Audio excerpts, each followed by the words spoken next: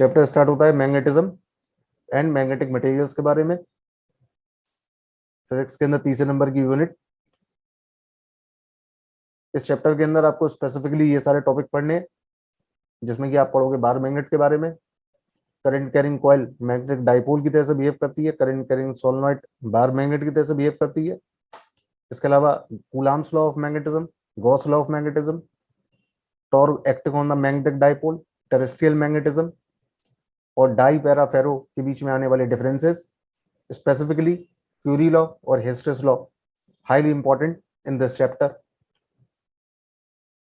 Magnetism का मतलब है the phenomenon of attracting a magnetic substance like iron, nickel, cobalt, etc. The body possessing the property of magnetism is called a magnet. A magnetic pole is near a point, the end of the magnet where the magnetism is concentrated. Earth is the natural magnet. हमारी अर्थ खुद एक बहुत बड़ी magnet होती है। जब आप किसी बार मैग्नेट को फ्रीली सस्पेंड करते हैं तो एक फ्रीली सस्पेंडेड बार मैग्नेट हमेशा नॉर्थ साउथ डायरेक्शन के अंदर अलाइन करता है। अनलाइक पोल्स एक दूसरे को अट्रैक्ट करते हैं, जबकि लाइक पोल्स एक दूसरे को रिपेल करते हैं। मैग्नेट के पोल्स हमेशा पेयर्स की फॉर्म में एग्जिस्ट करते हैं, हम कभी भी मोनोपोल एग्जिस्ट नहीं करता। Monopole does not exist.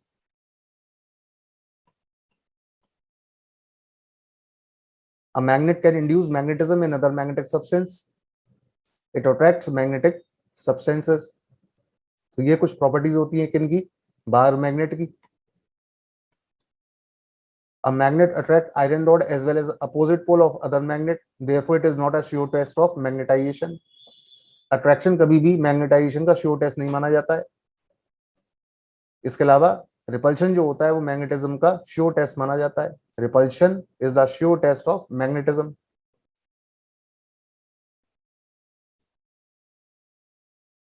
Uniform magnetic field को रिप्रेजेंट करते हैं पैरेलल स्ट्रेट लाइन से।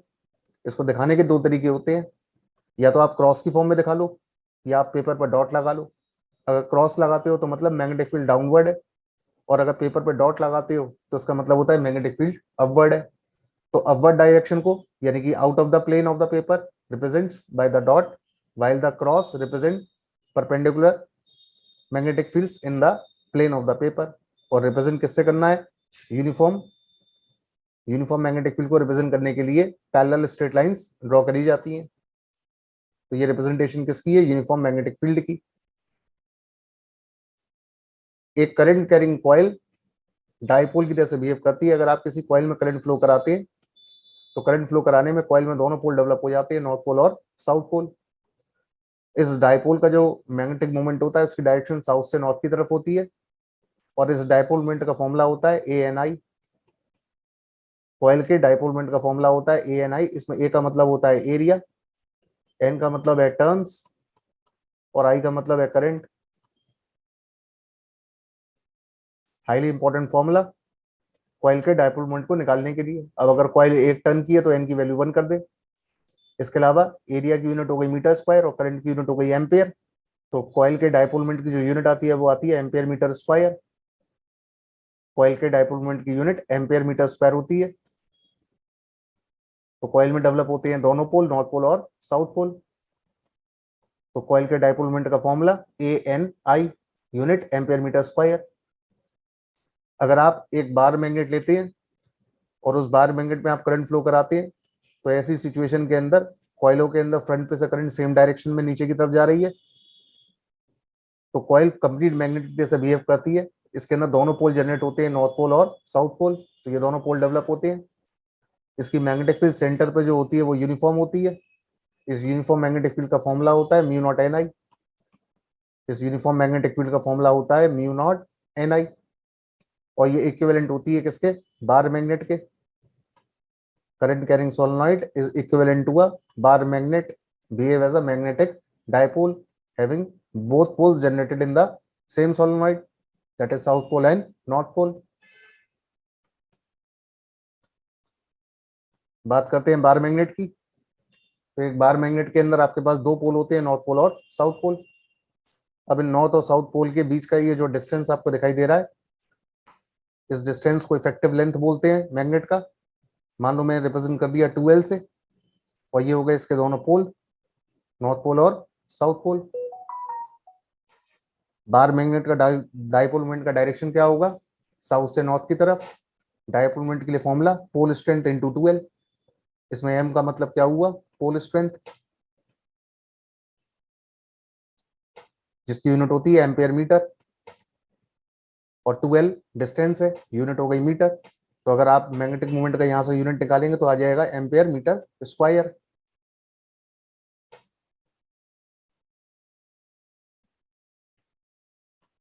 तो ये हैं बार मैग्नेट की कुछ स्पेसिफिक प्रॉपर्टीज। पॉइंट नंबर 1 2 3 4 के अंदर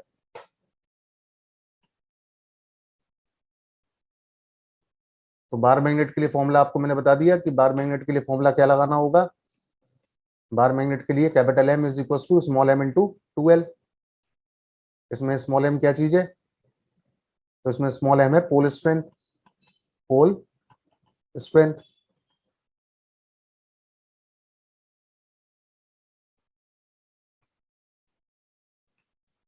बार मैग्नेट के डाइपोल मोमेंट का फॉर्मूला, डायरेक्शन दोनों याद रखना है। डायरेक्शन होता है साउथ से नॉर्थ की तरफ। बात करते हैं कूलाम्स लॉ ऑफ मैग्नेटिज्म। तो कूलाम्स लॉ ऑफ मैग्नेटिज्म को अगर लेकर के आना है तो सिंपल सी बात समझ लो, एक मैग्नेट के अंदर दो पोल हो गए तुम्हारे पास, एक नॉर्थ पोल और एक साउथ पोल। मान लो ये रहा मैग्नेट का नॉर्थ पोल और साउथ पोल, ये इसका सेंटर ओ, इफेक्टिव डिस्टेंस है यहाँ से यहाँ तक का 2L। मान लो ये वो पॉइंट है जहां आपको फोर्स कैलकुलेट करना है, तो उस पॉइंट पर आपको एक हाइपोथेटिकल नॉर्थ पोल को अज्यूम कर लो या साउथ पोल अज्यूम कर लो। अब इनके बीच में, नॉर्थ और साउथ के बीच में अट्रैक्शन का फोर्स होगा, और साउथ नॉर्थ को, नॉर्थ और नॉर्थ एक दूसरे को करेगा रिपेल। अट्रैक्शन और रिपल्शन में जो भी फोर्स लगेगा उस फोर्स का नाम होगा कोलम्बियन फोर्स। उस फोर्स की वैल्यू निकालने के लिए इस्तेमाल करोगे mu naught upon 4 pi M1 M2 दोनों पोल्स की स्ट्रेंथ अपॉन आर स्क्वायर। ये बन गया formula Coulomb's law of magnetism का, mu not upon 4 pi M1 M2 upon R square.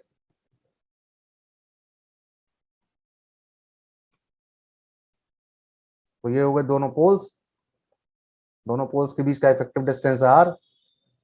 Force लगने वाला डिपेंड करेगा M1 M2 पर, इनवर्स होगा आर स्क्वायर पे। फॉर्मूला हो गया के M1 M2 upon R square, या बोल सकते हैं mu not upon 4 pi M1 M2 upon R square. इसमें म्यू नॉट की वैल्यू 4 पाई इंटू 10⁻⁻⁷ ऐसा यूनिट टेस्ला मीटर पर एम्पेयर। ये हो गई इसकी वेक्टर फॉर्म की representation, mu not upon 4 pi M1 M2 upon R square. Unit vector लगा हुआ है तो यूनिट वेक्टर को हटा दो यहाँ से, क्योंकि आर कैप यूनिट वेक्टर है। निकालने का तरीका हो गया vector divide by it's mod. इसकी वैल्यू को उठा के इसमें सेट करो, नीचे वाला फॉर्मूला आ जाएगा।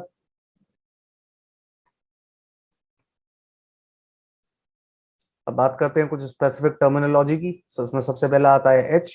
एच का फॉर्मूला याद कर लो, बी अपॉन म्यू होता है। इसमें बी का मतलब होता है मैग्नेटिक परमेबिलिटी। इस एच को मैग्नेटो मोटिव फोर्स भी बोलते हैं। इस एच का मतलब होता है कि एक्सटर्नल मैग्नेटिक फील्ड की वो वैल्यू जो कि मटेरियल को मैग्नेटाइज कर रही है, एक्सटर्नल मैग्नेटिक फील्ड की वो वैल्यू एच कहलाती है। इस एच के लिए फॉर्मूला याद रखना है बी अपॉन म्यू, या कभी कभी इसको ऐसे भी बोल सकते हैं B naught upon mu naught. H का मतलब क्या है, मैग्नेटाइजिंग फोर्स। इसके अलावा मैग्नेटिक फ्लक्स डेंसिटी, जो मैग्नेटिक फ्लक्स डेंसिटी होती है उसी का नाम मैग्नेटिक फील्ड है, जो अब तक करते हुए आए हैं। इस बी का फॉर्मूला स्ट्रेट लाइन वायर के लिए हम ऑलरेडी निकाल चुके हैं, जो निकाला था mu not upon 4 pi 2I upon R. और ऐसा यूनिट हमने इसकी निकाली थी टेस्ला। तो इसको जो मेजर करा जाता है वो टेस्ला में किया जाता है। तो कभी भी मैग्नेटिक फ्लक्स डेंसिटी बोलता है क्वेश्चन के अंदर, तो निकालना क्या है, बी निकालना है। तो मैग्नेटिक फ्लक्स डेंसिटी का क्या मतलब है, number of magnetic field lines of force passing normally through a unit area of substance. ऐसा यूनिट होती है इसकी टेस्ला, और सीजीएस यूनिट होती है गॉस। गॉस और टेस्ला में रिलेशन याद रखना है कि एक टेस्ला जो होता है वो 10⁻⁻⁴ गॉस के इक्वल होता है, या ये कह लो कि एक गॉस 10⁻⁻⁴ टेस्ला के इक्वल हो गया। मैग्नेटिक फ्लक्स फाई से रिप्रेजेंट करते हैं। इसका फॉर्मूला होता है बी ए कॉस थीटा, यूनिट एरिया से कितनी मैग्नेटिक फील्ड लाइंस लिंक हो रही है, यूनिट एरिया से कितनी मैग्नेटिक फील्ड लाइंस लिंक हो रही है, ये चीज कहलाती है मैग्नेटिक फ्लक्स। फॉर्मूला होता है बी ए कॉस थीटा, ऐसा यूनिट होती है इसकी वेबर या फिर टेस्ला मीटर पर एम्पियर।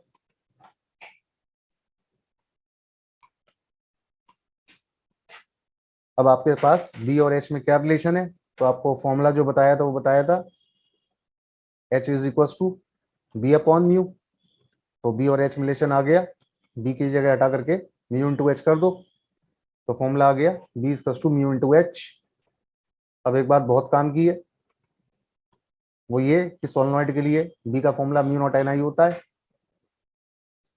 और बी का फॉर्मूला हम म्यू नॉट एच भी लिख सकते हैं। इन दोनों फॉर्मूलों को अगर कंपेयर कर दें तो म्यू नॉट एच की वैल्यू म्यू नॉट एन आई के इक्वल हो जाएगी, म्यू नॉट से म्यू नॉट कैंसिल आउट हो जाएगा। तो सोलेनॉइड के लिए अगर मैग्नेटाइजिंग फोर्स पूछा जाए तो एन इंटू आई हो जाएगा। इसमें एन का मतलब होता है number of turns per unit length और आई का मतलब है करंट।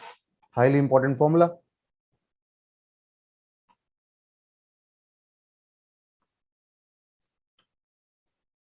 इसके अलावा आता है मैग्नेटिक परमेबिलिटी। इस मैग्नेटिक परमेबिलिटी को म्यू से रिप्रेजेंट करते हैं, जो ये बताता है कि कोई मीडियम अपने अंदर से कितनी मैग्नेटिक फील्ड लाइंस को पास करने की परमिशन प्रोवाइड करा रहा है, ये चीज कहलाती है मैग्नेटिक परमेबिलिटी। इस मैग्नेटिक परमेबिलिटी की एसआई यूनिट वेबर पर एम्पियर पर मीटर, वेबर पर एम्पियर पर मीटर, या फिर बोल सकते हैं टेस्ला मीटर पर एम्पियर या फिर हेनरी पर मीटर। इसके अलावा रिलेटिव परमेबिलिटी की अगर बात करें तो ये होता है म्यू आर, और म्यू आर निकालने का फॉर्मूला बनता है म्यू अपॉन म्यू नॉट। ये होता है रिलेटिव परमेबिलिटी। ये एक रेशियो है, इसकी कोई यूनिट तो होती नहीं है।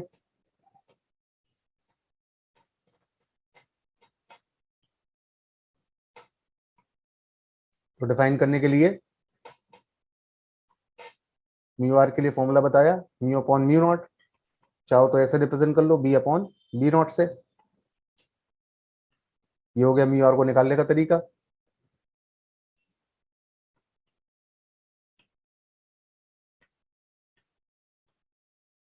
अब आता है आपके पास intensity of magnetisation.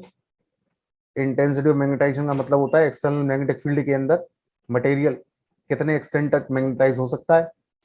Extent of magnetization को इंटेंसिटी ऑफ मैग्नेटाइजेशन भी बोलते हैं, जिसका अल्टीमेट मतलब होता है magnetic moment per unit volume. Intensity of magnetisation के लिए formula magnetic moment per unit volume.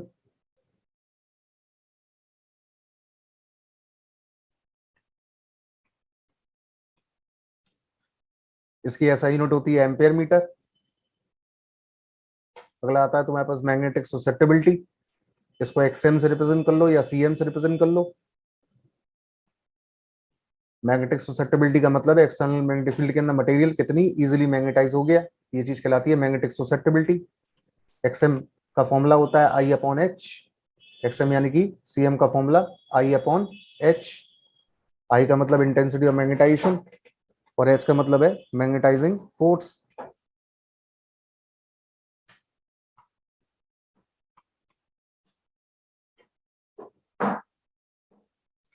Magnetic susceptibility का फॉर्मूला आ गया यहाँ से आई अपॉन एच के इक्वल। इस ससेप्टिबिलिटी की कोई यूनिट तो होगी नहीं, क्योंकि ये बेसिकली एक रेशियो है, ये बेसिकली एक रेशियो है,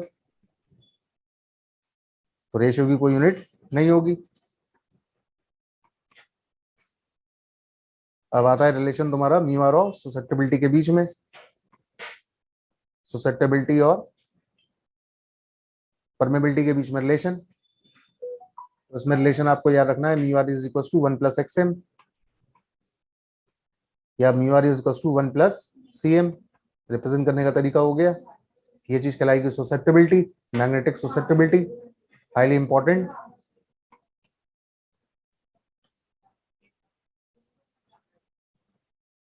अब अगर आपको बार मैग्नेट की लाइन पर मैग्नेटिक फील्ड निकालना हो या बार मैग्नेट के परपेंडिकुलर बाइसेक्टर पोजीशन पे निकालना हो, तो ये आपके पास बार मैग्नेट जिसका मैग्नेटिक मोमेंट है साउथ से नॉर्थ की तरफ, और साउथ और नॉर्थ के बीच का इफेक्टिव डिस्टेंस है 2l। तो सेंटर ओ से जो डिस्टेंस आ गया वो आ गया l किसी एक पोल का। अब आपको जो मैग्नेटिक फील्ड निकालनी है वो मैग्नेट की लाइन पे निकालना है तो उसको बोलेंगे एक्सियल पोजीशन, एक्सियल लाइन। कभी कभी इसको 10A पोजीशन भी बोल देते हैं, 10A पोजीशन। तो अगर आपको 10A पोजीशन पर निकालनी हो वैल्यू तो आप 10A पोजीशन पे कैसे निकालोगे? तो इस पॉइंट पर आपको हाइपोथेटिकल एक पोल रख लेना है, नॉर्थ, नॉर्थ नॉर्थ को करेगा रिपेल, मैग्नेटिक फील्ड हो गई B1, और साउथ नॉर्थ को अपनी तरफ अट्रैक्ट करेगा, मैग्नेटिक फील्ड हो गई B2। दोनों फील्ड के बीच में एंगल कितना आ रहा है? 180 डिग्री। तो पॉइंट P पर नेट मैग्नेटिक फील्ड की वैल्यू कितनी हो गई? B1 minus B2। अब B1 और B2 की आप वैल्यू यहां से पुट कर लो, तो B1 की वैल्यू कितनी हो गई? तो B1 के लिए इस्तेमाल कर लो म्यू नॉट अपॉन 4 पाई m अपॉन, यहां से यहां तक का जो डिस्टेंस हो गया पॉइंट P का, आपने यहां से R अज्यूम कर लिया, तो ये जो डिस्टेंस हो गया वो हो गया R माइनस एल, तो R माइनस एल का होल स्क्वायर। ये किसकी वैल्यू हो गई? B1 की। और B2 की वैल्यू हो गई म्यू नॉट अपॉन 4 पाई m upon R plus L का होल स्क्वायर। ये दोनों वैल्यूज उठा करके आप नेट फील्ड के अंदर पुट कर लो, तो ये दोनों वैल्यू उठा के आप जैसे ही नेट फील्ड के अंदर पुट करते हो तो आपके पास सॉल्व करके वैल्यू आती है म्यू नॉट अपॉन 4 पाई 2m अपॉन R क्यूब। ये आती है वैल्यू एक्सियल लाइन पर शॉर्ट डाइपोल के लिए। इससे ये रिप्रेजेंट होता है कि जो भी मैग्नेटिक फील्ड आती है एक्सियल लाइन पर वो इनवर्स होती है R क्यूब के। एक्सियल लाइन पर मैग्नेटिक फील्ड यानी डाइपोल की वजह से जो भी फील्ड आती है वो इनवर्स होती है R क्यूब के।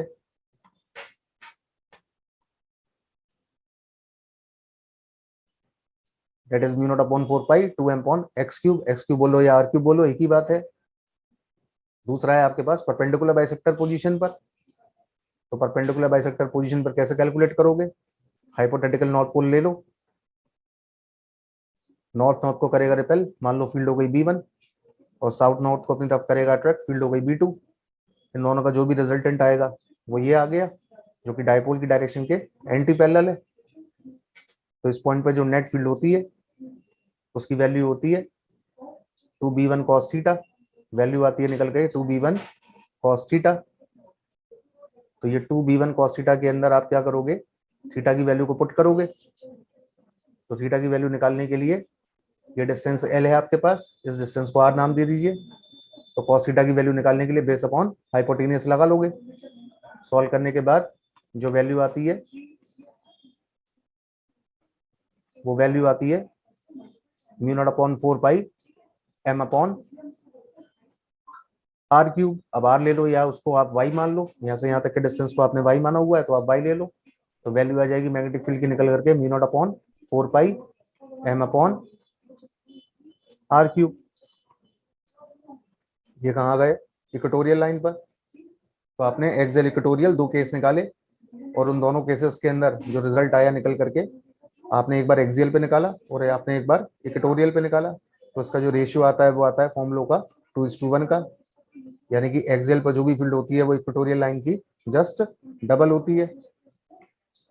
एक्सियल पे फील्ड जो भी आती है वो इक्वेटोरियल लाइन की जस्ट डबल आती है। तो ये आ गई आपके पास मैग्नेटिक फील्ड की वैल्यू, ये हो गया इक्वेटोरियल लाइन पर। इसके अलावा अगर आप एक बार मैग्नेट को यूनिफॉर्म मैग्नेटिक फील्ड में रखते हैं तो डाइपोल के दोनों पोल्स पर फोर्स लगता है। ये दोनों फोर्स डाइपोल को रोटेट करना शुरू कर देते हैं। डाइपोल को आपने मैग्नेटिक फील्ड से थीटा एंगल पे रखा हुआ है, तो जो टॉर्क निकल करके आता है मूव कराने के लिए उसकी वैल्यू आती है mb साइन थीटा। टॉर्क के लिए फॉर्मूला होता है mb sine theta, highly important. तो टॉर्क के लिए फॉर्मूला जो तुम्हारा काम करेगा वो करेगा mb साइन थीटा। तो ये हो गया तुम्हारे पास टॉर्क के लिए फॉर्मूला।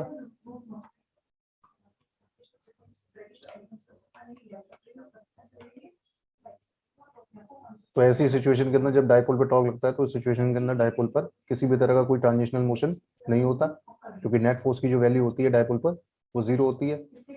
टॉर्क लगने की वजह से डाइपोल जो होता है वो रोटेट करता है। टॉर्क के लिए फॉर्मूला बताया है mb साइन थीटा। अब इसमें m जो है वो है मैग्नेटिक मोमेंट। मैग्नेटिक मोमेंट ध्यान ये रखना है कि अगर कॉइल की बात हो रही है, तो कॉइल का जो मोमेंट होता है उसका फॉर्मूला बताया गया था ANI। अगर वो फॉर्मूला उठा करके आप इस फॉर्मूले के अंदर डालते हैं तो अल्टीमेटली यही फॉर्मूला कन्वर्ट हो जाएगा BI NA sin थीटा के अंदर।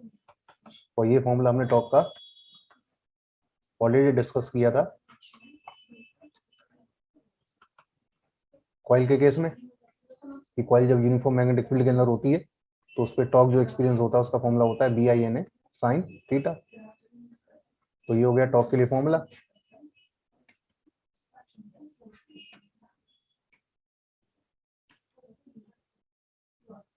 This is the formula for torque.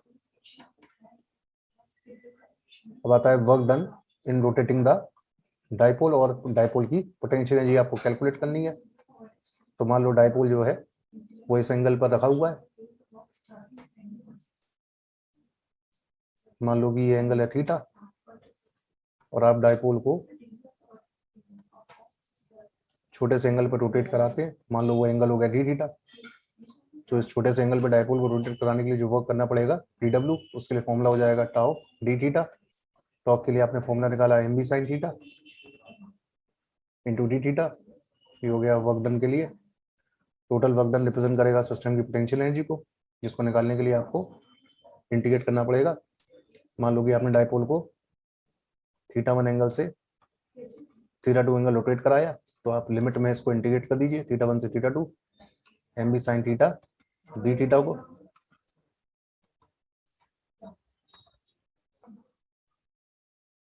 तो पोटेंशियल एनर्जी के लिए यहाँ से आपके पास फिर फॉर्मूला आ जाएगा माइनस का MB cos थीटा। लिमिट आपको सॉल्व करनी है θ1 से θ2 के लिए। तो पोटेंशियल एनर्जी के लिए फॉर्मूला आ गया माइनस का MB cos θ2 माइनस cos θ1। ये आ गया डाइपोल की पोटेंशियल एनर्जी के लिए formula, highly important formula. U is equals to minus का MB cos θ2 minus cos θ1। Work done अगर आपसे क्वेश्चन में केवल एक एंगल के लिए पूछे तो केवल यूज करना है आपको W is equals to MB 1 minus cos theta. ये हो गया वर्क डन पर्टिकुलर एक एंगल पे निकालने के लिए, वही हो गया पोटेंशियल एनर्जी के लिए फॉर्मूला। इसके अलावा अगर आपको क्वेश्चन के अंदर डाइपोल के ऑसिलेशन का टाइम निकालना है तो ऑसिलेशन का time period 2 pi under root में I/MB लगाएंगे। इसमें I का मतलब होगा मोमेंट ऑफ इनर्शिया, जो कि आपको गिवन मिलेगा बार मैग्नेट का मोमेंट ऑफ इनर्शिया। ये हो गई इसकी वैल्यू।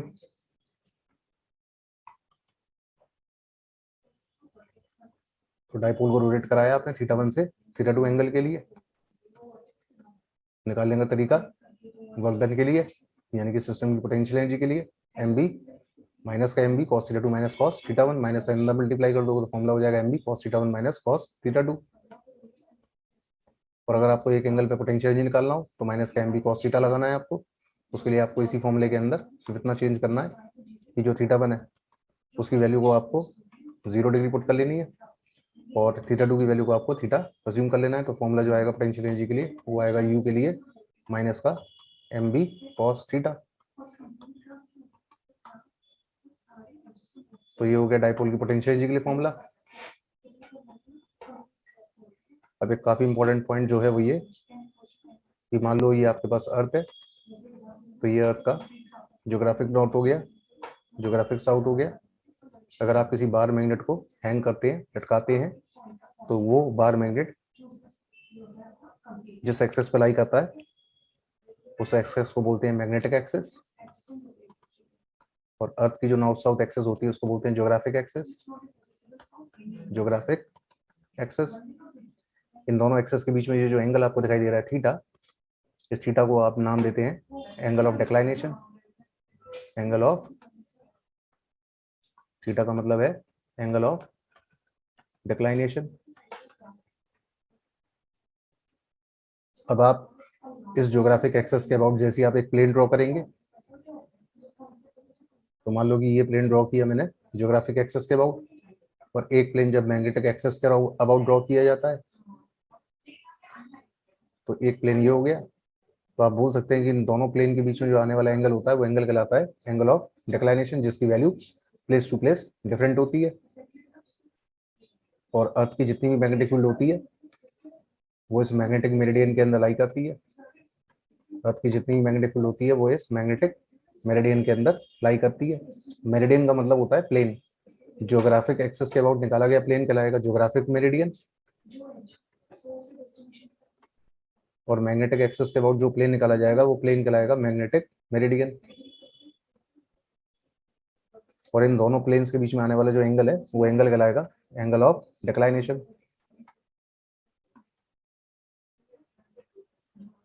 तो ये हो गए सभी टर्म्स इसके, geographic axis, magnetic geographic meridian, equator क्या चीज है, मैग्नेटिक एक्सेस और मैग्नेटिक मेरिडियन।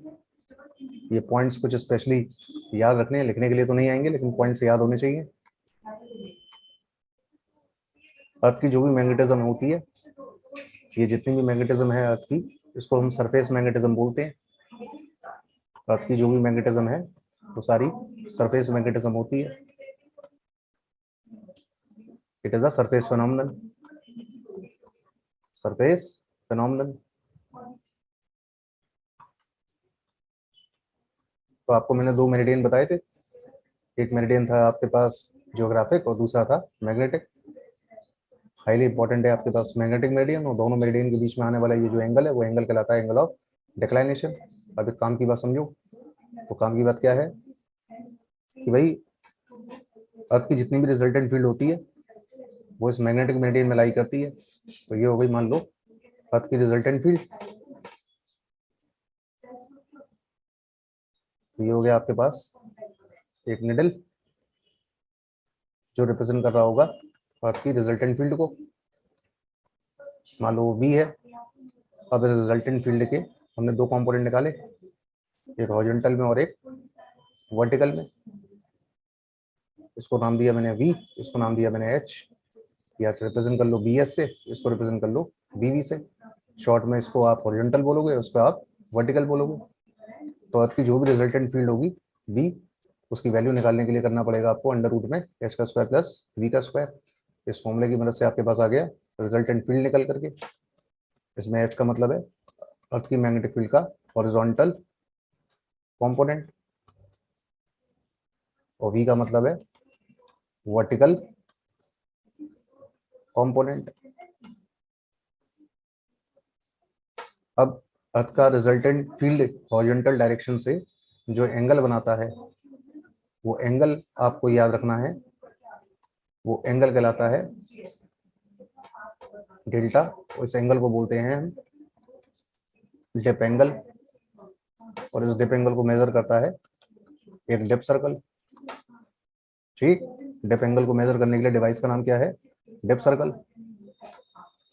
अब मैंने आपको बताया कि रिजल्टेंट फील्ड की वैल्यू आ रही है इतनी, मैग्नेटिक मेरिडियन के अंदर ये रिजल्टेंट फील्ड है बी। रिजल्टेंट फील्ड का हॉरिजॉन्टल से जो कंपोनेंट बन रहा है उसको नाम दे दिया मैंने एच।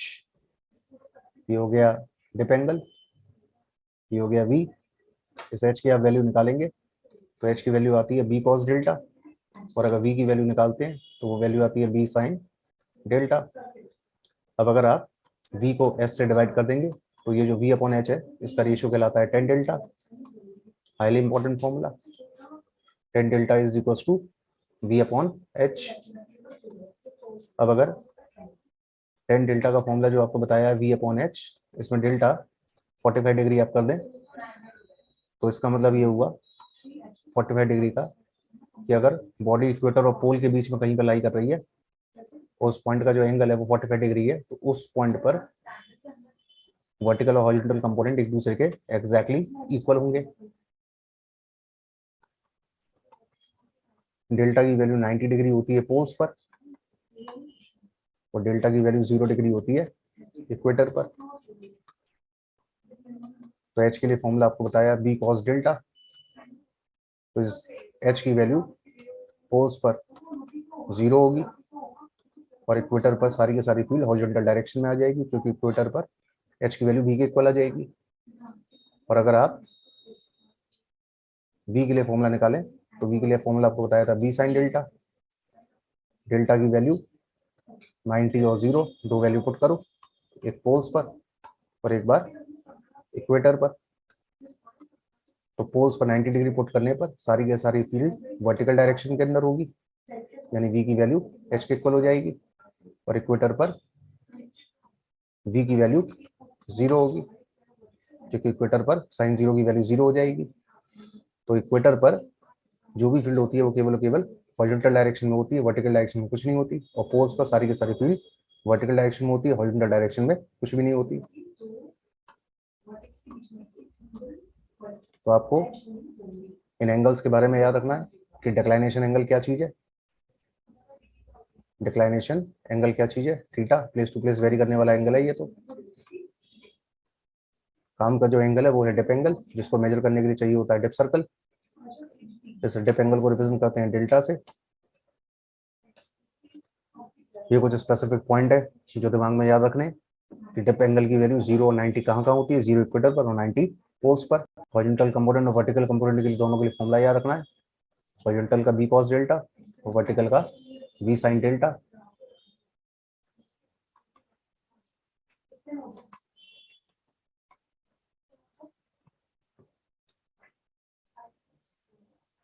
टेंजेंट लॉ के बारे में समझ लो। जब दो फील्ड एक दूसरे के परपेंडिकुलर होती है तो उस पॉइंट पर नेट फील्ड निकालने के लिए इन दोनों का आप रिजल्टेंट निकालोगे, और अगर कंपास ने हॉरिजॉन्टल से एंगल बना रही है थीटा, तो इस ट्रायंगल से टेन थीटा की वैल्यू आप जैसे कैलकुलेट करोगे तो टेन थीटा की वैल्यू आ जाएगी परपेंडिकुलर अपॉन बेस, जिसकी वैल्यू होगी v2/v1। This is the tangent law of magnetism. इसको टेंजेंट लॉ ऑफ मैग्नेटिज्म बोला जाता है।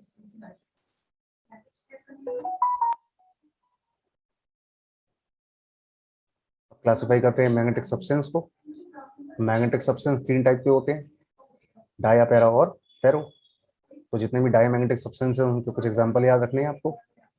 तो डायमैग्नेटिक सब्सटेंस है जैसे कि antimony, bismuth, copper, gold, silver, quartz, mercury, alcohol, water, hydrogen, air, argon, specifically water, bismuth और कॉपर। ये तीन एग्जांपल आपको याद रखने हैं डायमैग्नेटिक सब्सटेंस के अंदर। डायमैग्नेटिक सब्सटेंस उनको बोलते हैं जो कि एक्सटर्नल मैग्नेटिक फील्ड में रिपेल करता है, जबकि paramagnetic substance external magnetic field के अंदर वीकली अट्रैक्ट करता है, और ferromagnetic substance external magnetic field के अंदर स्ट्रांगली अट्रैक्ट करता है। पैरामैग्नेटिक सब्सटेंस के एग्जांपल है एल्यूमिनियम, क्रोमियम और लिक्विड ऑक्सीजन। ये पैरामैग्नेटिक सब्सटेंसेस हो गए। इसके अलावा फेरोमैग्नेटिक सब्सटेंस के अंदर आयरन, कोबाल्ट, निकल, ये हाईली इंपॉर्टेंट एग्जांपल है फेरोमैग्नेटिक सब्सटेंस के। अगला पॉइंट है,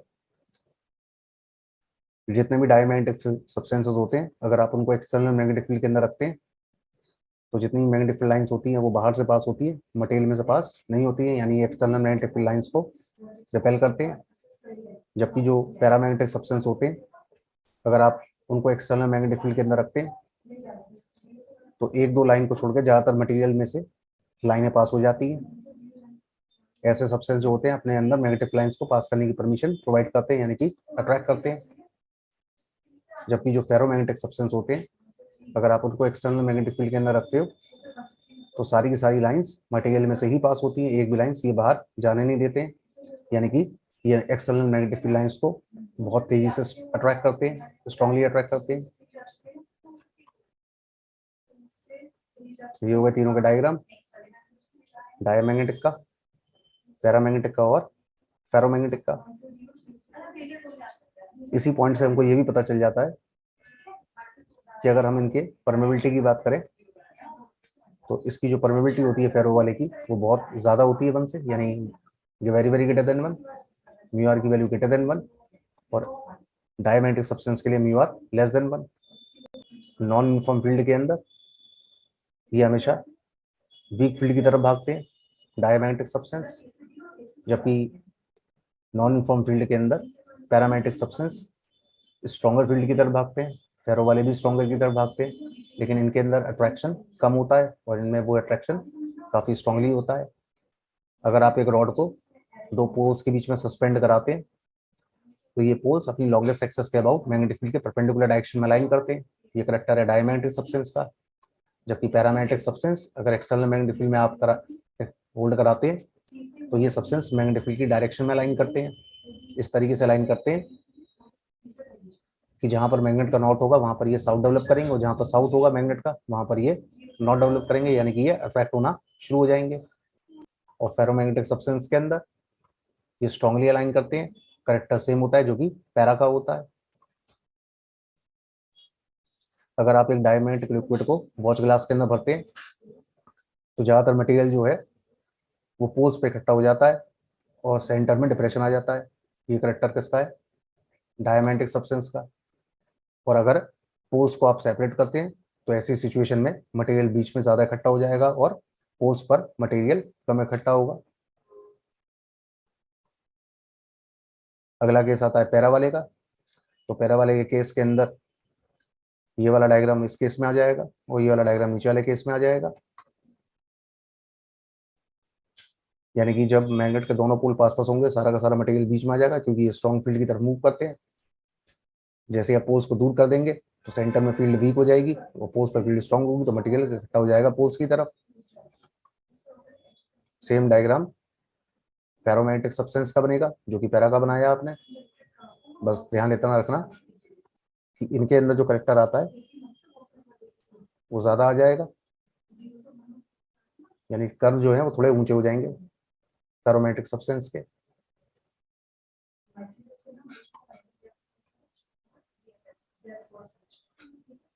तो ये कुछ पॉइंट है डायमैग्नेटिक सब्सटेंस के लिए।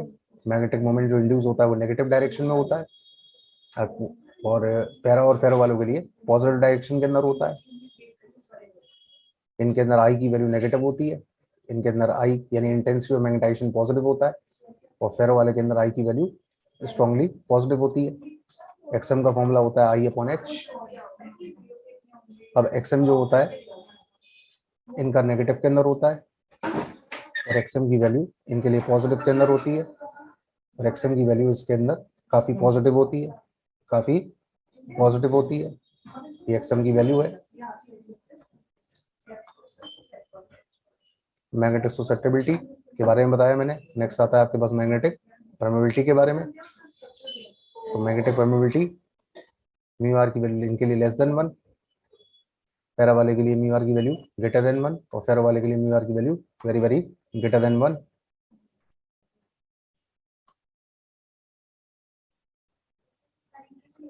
मैग्नेटिक ससेप्टिबिलिटी एक्सएम जिसका फॉर्मूला बताया था आई अपॉन एच।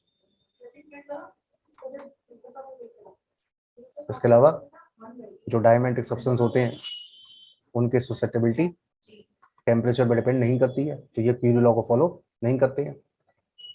जबकि पैरामैग्नेटिक सब्सटेंस क्यूरी लॉ को फॉलो करते हैं। क्यों? क्योंकि इनकी ससेप्टिबिलिटी टेम्परेचर बढ़ाने के साथ डिक्रीज कर जाती है। ग्राफ आता है हाइपरबोला। जो क्यूरी लॉ है वो ओबे होता है पैरा और फेरो वालों पर। क्यूरी लॉ का बेसिकली मतलब होता है जिस टेम्परेचर पर कोई फेरोमैग्नेटिक सब्सटेंस पैरामैग्नेटिक के अंदर कन्वर्ट हो जाए वो टेम्परेचर कहलाता है क्यूरी टेम्परेचर। लॉ का नाम है क्यूरी लॉ। तो यहाँ पर भी ससेप्टिबिलिटी टेम्परेचर के इनवर्स चलती है। क्यूरी लॉ का मतलब है ससेप्टिबिलिटी इनवर्स ऑफ टेम्परेचर। ये बात पैरा वाले पर और फेरो वाले पर एप्लीकेबल है, डाया पर ये बात एप्लीकेबल नहीं है। नेक्स्ट बात करते हैं क्यूरी लॉ की।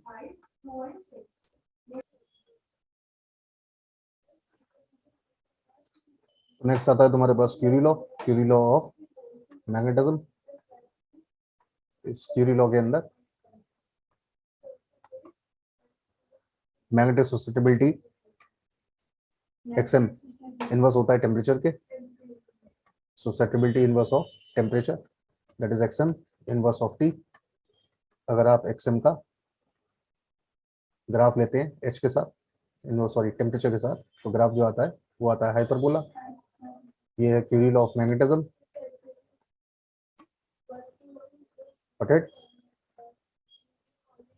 तो क्यूरी टेम्परेचर आयरन के लिए होता है 1000 केल्विन, और कोबाल्ट के लिए होता है 1400 केल्विन, निकल के लिए होता है 600 केल्विन। स्पेशली कुछ पॉइंट याद रखना, ये कर्व जो निकाला है वो आई और एच के बीच का कर्व है। अब आता है चैप्टर का सबसे इंपॉर्टेंट पार्ट जिसका नाम है हिस्टैरिसीस। हिस्टैरिसीस के अंदर आप आई का एच के साथ कर्व लेते हैं। तो जैसे आप ये आई का एच के साथ कर्व लेंगे तो कंप्लीट साइकिल ऑफ मैग्नेटाइजेशन और डीमैग्नेटाइजेशन के अंदर कुछ ऐसा कर्व निकल करके आएगा। इस कर्व के अंदर स्पेसिफिकली आपको दो बात याद रखनी है। ये वाला पार्ट, ये चीज कहलाती है कोरोसिविटी, और दूसरा पार्ट है इसका ये वाला, यानी ग्रीन वाला पार्ट, ये चीज कहलाती है रिटेंटिविटी। इस कर्व का एरिया जितना ज्यादा होगा, वो कर्व उतनी आसानी से, उतनी मुश्किल से मैग्नेटाइज और डीमैग्नेटाइज होगा। तो ऐसे चीजों का आपको बनाना है परमानेंट मैग्नेट। परमानेंट मैग्नेट वो जो कि आसानी से मैग्नेटाइज और डीमैग्नेटाइज नहीं होते हैं। लेकिन अगर कर्व आप बनाते हैं और कर्व कुछ इस टाइप का आता है, तो ये कर्व होता है सॉफ्ट आयरन का, जो कि आसानी से मैग्नेटाइज और डीमैग्नेटाइज होता है। तो ऐसी चीजें जो बनाई जाती हैं वो इंक्लूड करी जाती है टेम्पररी मैग्नेट के अंदर। टेम्पररी मैग्नेट के अंदर तो आपने आई कैच के साथ कर्व लिया, तो ये करवाया पूरी एक कंप्लीट साइकिल ऑफ मैग्नेटाइजेशन और डीमैग्नेटाइजेशन के अंदर। तो ये जो कर्व आ रहा है, इस कर्व के अंदर आपको स्पेसिफिकली कुछ बातें याद रखनी है। तो बात जो है वो ये कि आपको इतना पार्ट जो दिखाया जा रहा है, ओ से लेके एफ और ओ से लेके सी तक का, ये चीज कहलाती है कोरोसिविटी, और ये वाला जो पार्ट है वो कहलाता है रिटेंटिविटी। तो कोरोसिविटी और रिटेंटिविटी, ये दो टर्म आपको याद रखने हैं। हिस्ट्रेस का मतलब होता है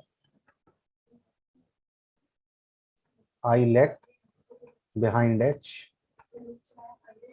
जो आई की वैल्यू होती है वो एच के पीछे चलती है, यानी कि जब एच 0 होता है तो आई 0 नहीं होता है। इसी चीज का नाम हिस्ट्रेस लॉस कहलाता है। इस कर्व का अगर आप एरिया निकालते हैं तो एरिया आपको निकल करके देता है b²/2μ0, जो रिप्रेजेंट करता है energy loss per unit volume को। तो ये था हिस्ट्रेस के बारे में। हिस्ट्रेस कर्व की मदद से आप अंदाजा लगाते हैं इस चीज का कि किस मटेरियल का आपको परमानेंट मैग्नेट बनाना है और किस मटेरियल का आपको टेम्परेरी मैग्नेट बनाना है या इलेक्ट्रोमैग्नेट बनानी है। तो ये सारी चीजें हिस्ट्रेस से पता चलती है, जिसका नाम होता है मैग्नेटाइजेशन कर्व।